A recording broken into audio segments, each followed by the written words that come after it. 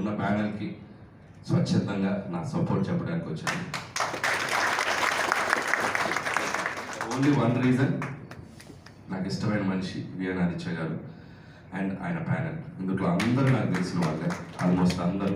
So ముఖ్యంగా సాయి రాజేష్ గారు, వీళ్ళతో చాలా ఏళ్ళ నుంచి ట్రావెల్ చేస్తున్నాను. అలాగే వీళ్ళతో పాటు ప్యానల్లోకి యంగ్స్టర్స్ అందరూ వచ్చేసారు, మా సాగరు అండ్ శ్రీరామ్ అండ్ శైలేష్, ఇంకా చాలామంది కూడా, నవీన్. సో అందరికీ బెస్ట్ విషెస్. ఇంత మంచి టీమ్ తోటి ముందుకు వెళ్తున్నారు.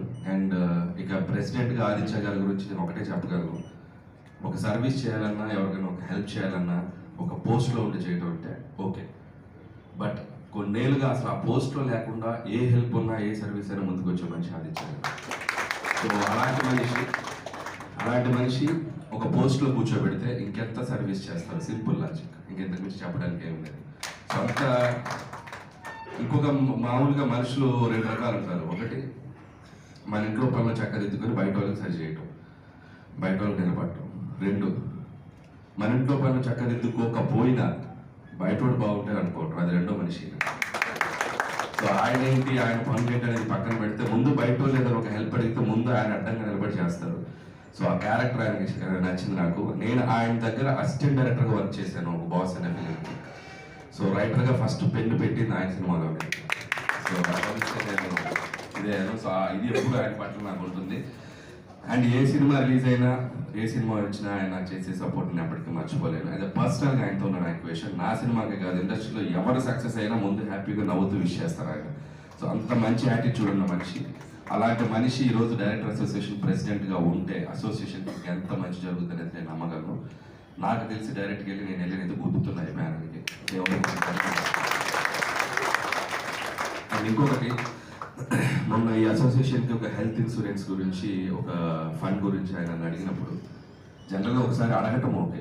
సో అవతల వాళ్ళు పనులు ఎలా ఉన్నా ఆ పని ముందుకు తీసుకెళ్ళడానికి పెట్టే ఆ ఎఫర్ట్స్ చాలా ఇంపార్టెంట్. ఆ ఎఫర్ట్స్ పెడితేనే పనులు జరుగుతాయి. అది అవతల వాళ్ళని ఇబ్బంది పెట్టకుండా ఆ పని జరిపించడం. సో అందుట్లో ఆయన సిద్ధహస్తులు.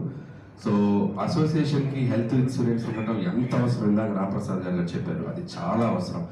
ఇప్పుడే కాదు, ఇక ముందైనా ఎప్పుడైనా ఇంకొక 30-40 లక్షల డ్యూ ఉన్నా కూడా మేము చేయడానికి ready.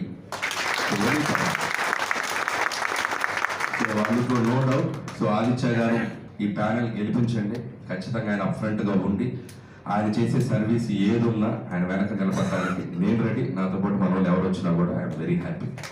So that's all I can say. And ఇంకేం సార్, ఏదైనా స్వాగతం చెప్పాలా?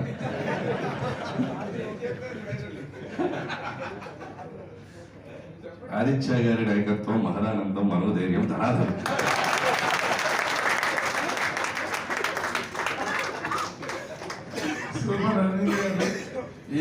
చాలా ఎంజాయ్ చేశాను నేను. నాకు 3 సినిమాలకి ఆయన రాసిన సీన్లు, ఇంకో సినిమాకి మేము తీయని సీన్లు కూడా ఇప్పటికీ తలుచుకుని నవ్వుకుంటూ ఉంటాను నేను. అంత సచ్ గ్రేట్ సోల్ ఆయన, స్వీటెస్ట్ సోల్.